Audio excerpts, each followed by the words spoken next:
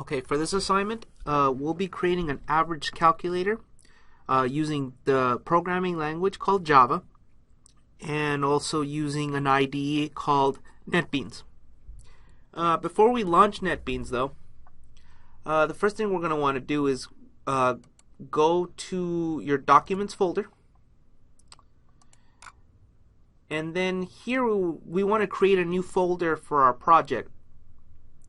So go ahead and right click, new folder, and we'll call it average. We'll call it average numbers. Then double click on this folder, and then inside the average numbers folder we need to create another folder called okay, we'll just go to new folder and then call it src for source. Our source file will reside in this folder here. So then just double click there. Then what we can do is right click, go to new, and then under text, click text document. Make sure you see the file extension here, .txt. If you don't see it, I'll show you how to enable that. But if you do see it there, then you just need to type. In this case, we want to type the name of the same name as the project. So that's going to be average numbers .java. And then if you get this dialog box, just go ahead and hit yes. The warning is because we're changing the file extension, so hit yes. Now if you don't see the file extension, by default sometimes it's hidden. What you can do is maybe under organize, you can go under folder and search options, go under view, and make sure here where it says hidden files and folders, make sure it's showing all the hidden files. And also here, this checkbox that says hide extensions for known file types. If this is check marked, then we won't see the file extension and we can't change it. So we need to make sure that it's unchecked, right? Because we don't want to hide the extensions. Then just hit apply and then OK. Okay, so now that we have our folder and our source file set up, let's go ahead and go to the start button, type NetBeans, and then go ahead and click on it. Wait for it to load.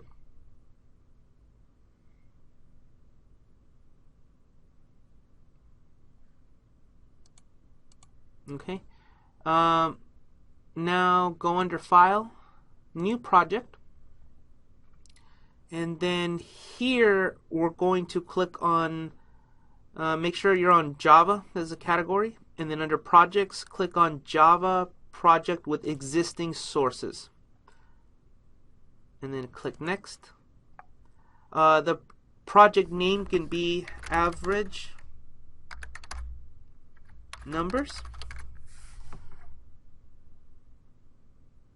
And then here under the project folder, go ahead and hit browse, and then make sure you're in this folder here, and then just hit open. Yeah, so it'll be under your documents under average numbers. Okay, and then hit next. Then we need to specify where the source files are, so go ahead and add folder. And then the source is here already set up, so src, hit open. That folder should show up there. Then click next, and automatically it finds whatever files are in that folder. So we already had created one called average numbers.java. So then just hit finish.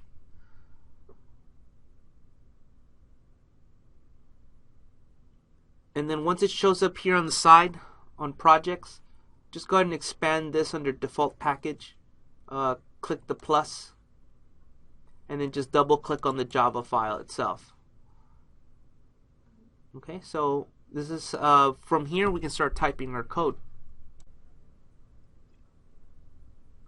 When writing a Java program, you're going to need three things. First, you'll need to import a library called java.util.scanner. This library is used to receive input from the user.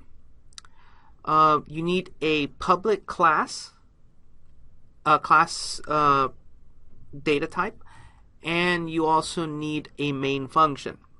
So let's go ahead and set those three things up right now. To import the library, you need to type import. Okay, so make sure you're there. Import java.util.scanner. And then to end the line, just hit a semicolon.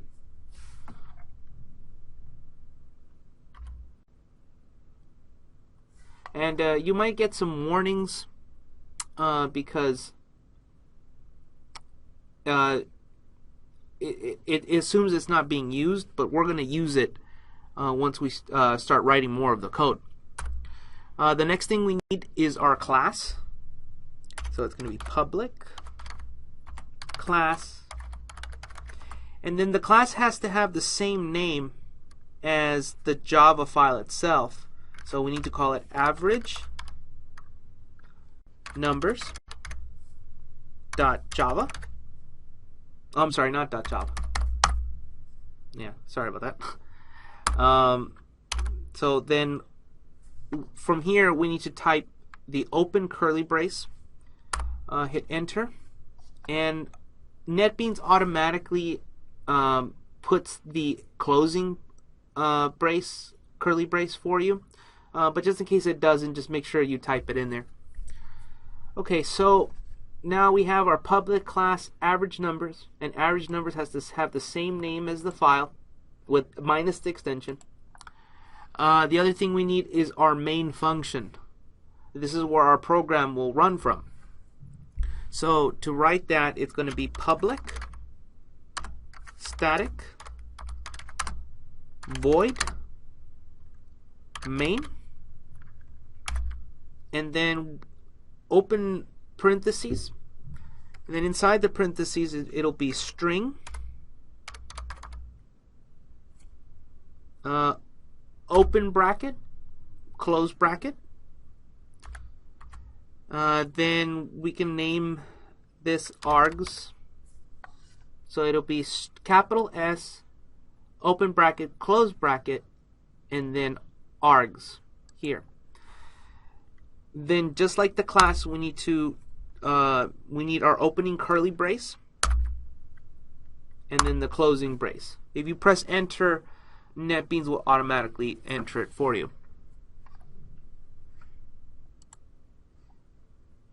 Okay, so the next thing we need to do is we need to create a variable, and that variable needs to be of the data type scanner. We have access to the scanner now because we imported that library.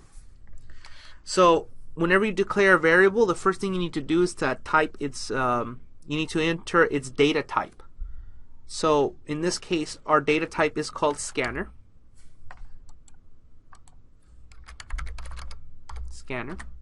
And then you need to assign a name to the variable. So we're going to call ours input.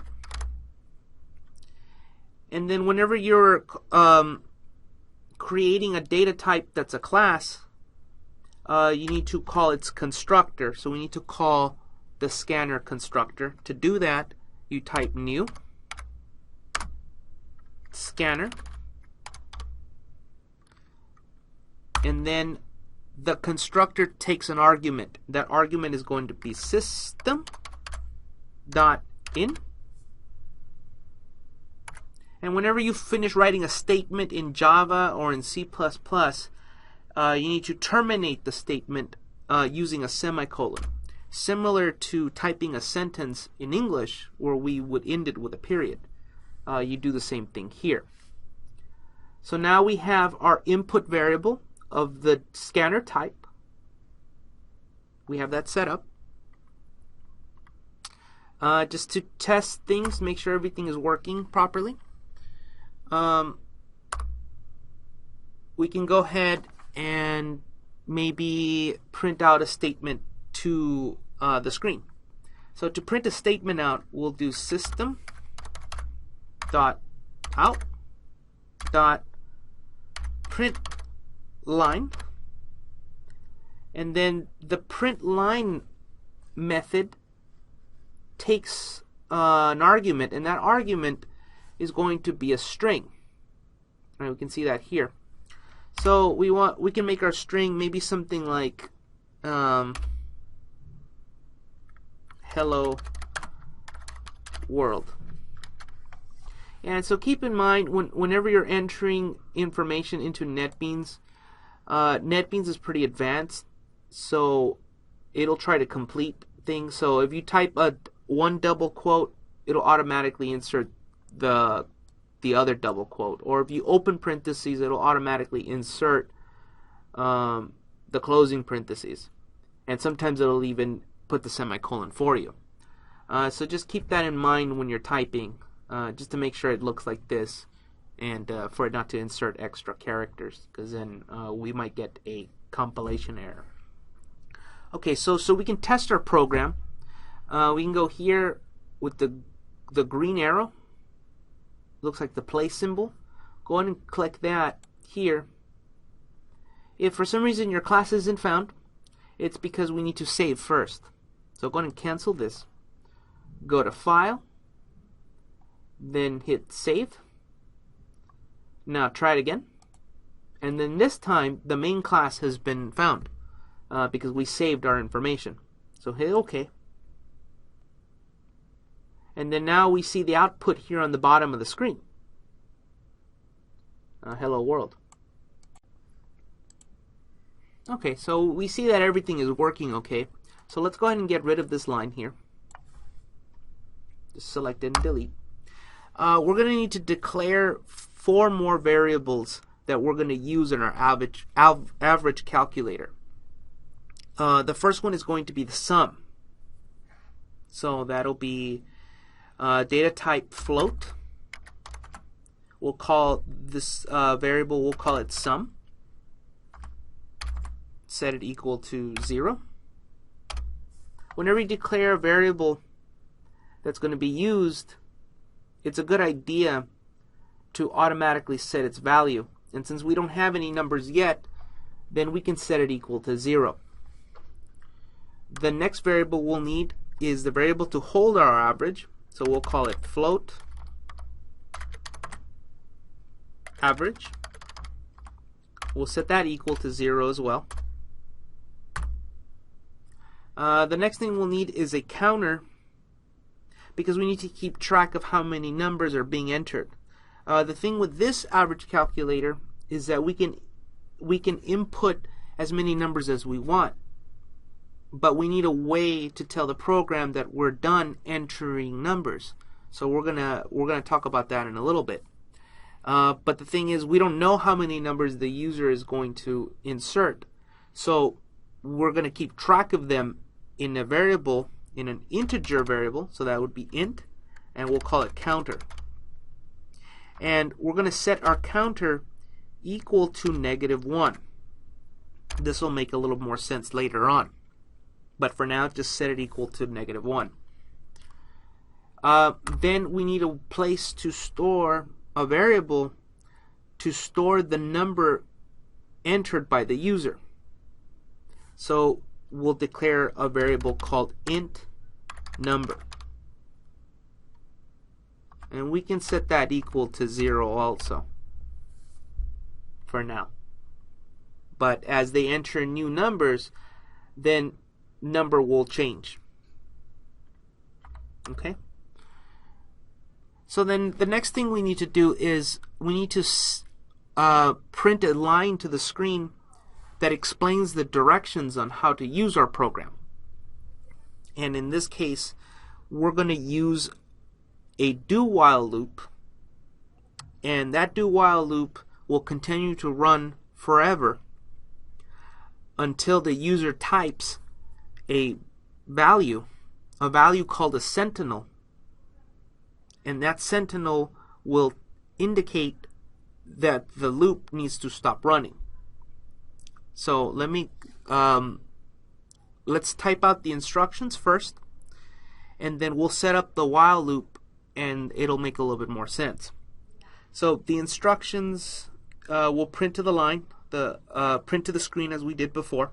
So that would be system.out.print line, print ln, and then we have to give it the argument, the string. So we can type something like this. I'll make it all capitals. Program will calculate the average.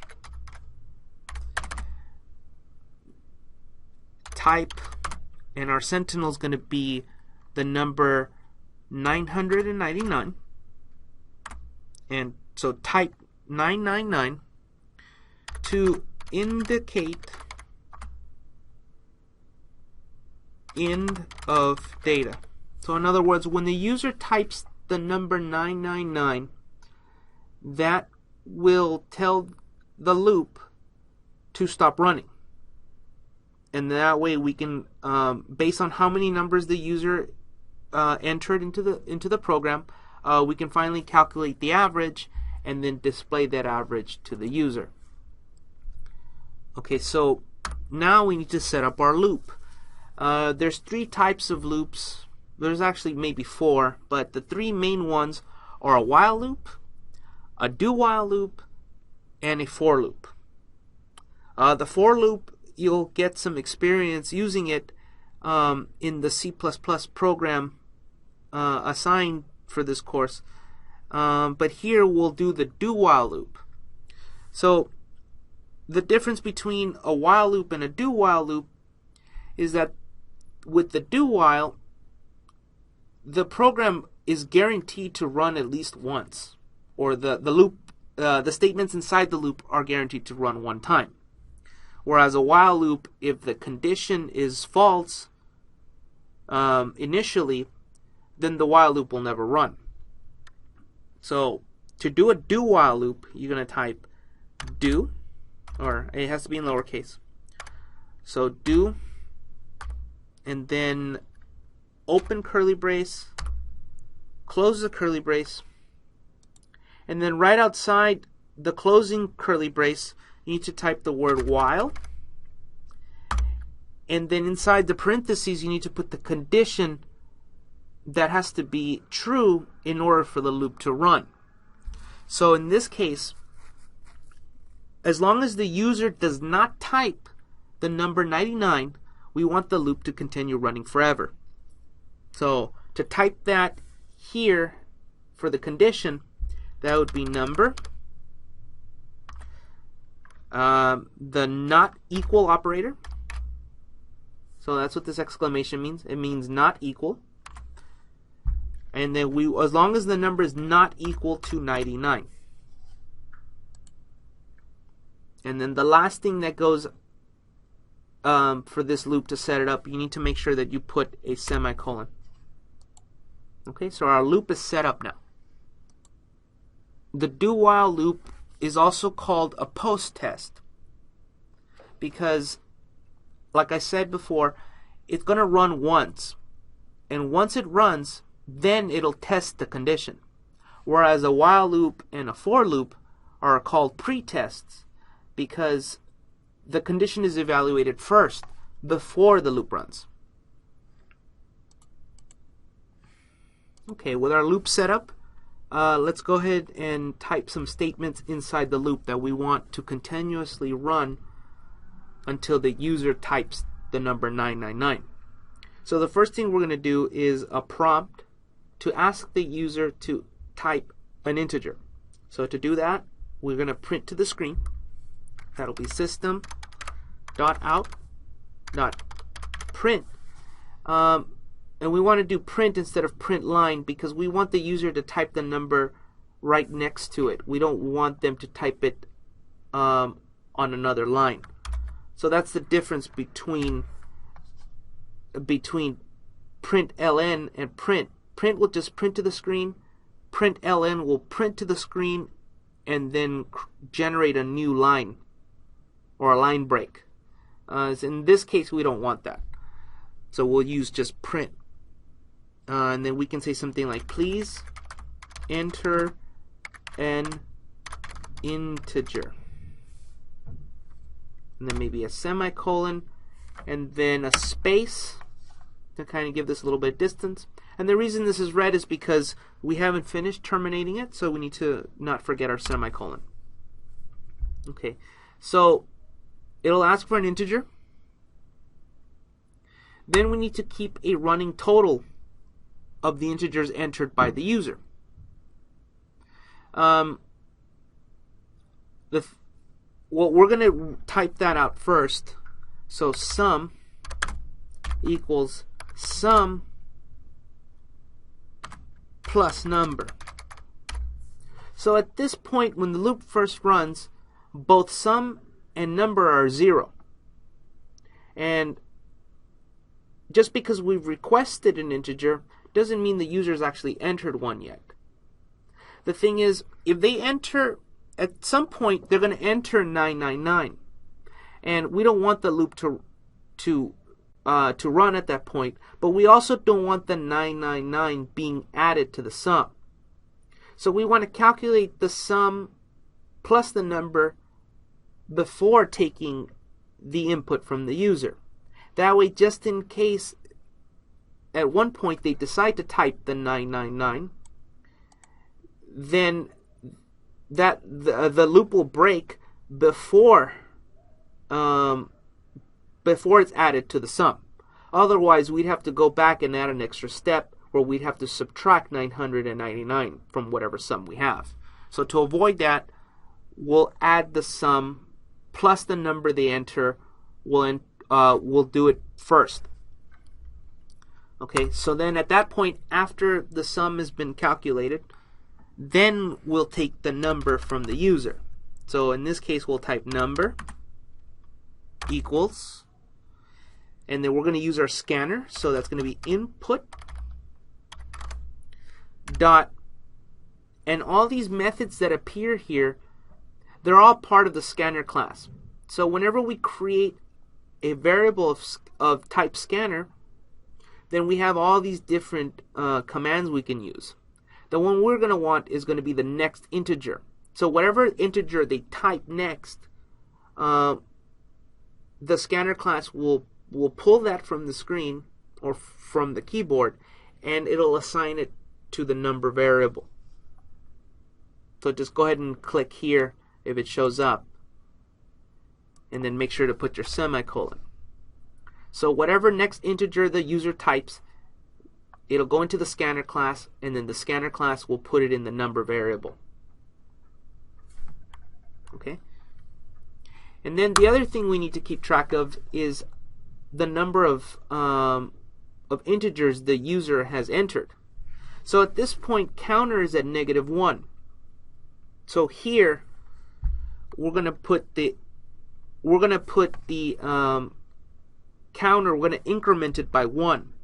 So to increment a variable by 1, you can just type the variable name, counter, plus plus. And the reason we're doing -1 is because when the user enters the 999, we don't want that number to actually be part of our calculation. So in a way, we're subtracting that number from the counter. Because let's say they enter 5 numbers that they would need the average for, 5 grades, let's just say. It would be 5 plus the 999, so that would be 6. And we're not counting this number, so we need to remove it. So that's why we're doing it in the beginning, because we're already assuming that we're going to have one extra number because of how this loop is set up. So that's why we started it at -1. Okay, so once we have these four statements inside our do while loop, then after the loop, now we're ready to calculate the average. So to do that, we need our average variable, and average is going to equal whatever the sum is divided by whatever the counter is. So that will give us the average. This average is stored, or this calculation is going to be stored in this variable. The last thing we need to do is we need to output this number to the screen, so that way we can actually see what the average is. Okay, so then just go ahead and maybe a space or two, and then make sure everything you're typing is in your main. And so don't type anything outside here of these two brackets, right? So everything has to be within here. So to print to the screen, it's going to be, we're going to use system.out. But this time, instead of using print ln or just print, now we're going to use printf. So print format. And then that way we can include a variable in our string. So let me show you how to use that. So open the parentheses, and then if you get something like this, you can just go ahead and do the semicolon. The thing here, the printf takes two arguments, right? It takes the string that we need. So in this case, we'll type something like the average is, and then maybe a colon. And then we need a placeholder. That placeholder, we're going to replace it with the value of a variable. So type the percentage sign, %f. And then the number that's going to go in this placeholder here, we need to specify that in the printf method. So we need a comma, and then we type average. Okay, so whatever average is, it'll be displayed here in this placeholder inside this string. Okay, so once you have all this typed out, we can go ahead and test this program. Okay, so to test it, we'll go here to the plus, the play button, hit play, and then now we'll see our output to the screen here on the bottom. I'll go ahead and raise this a little bit. Okay, so let's enter an integer. So let's go ahead and enter some grades. We're going to enter 93. Maybe we'll enter 89. And then we'll enter 87. And then the last grade we'll enter is 95. Okay, so then at this point we want the loop to end. So to end our loop, we need to type the sentinel value. In this case, it's going to be 999. So then press enter. And here, according to this program, the average is going to be 91. So let's see if that's true. So let's go ahead and get our calculator, and we'll test our program to make sure it's calculating correctly. So we'll enter 93 plus 89 plus 87 plus 95. And then that was 1, 2, 3, 4 grades. So go ahead and divide by 4. It equals. And that equals exactly 91.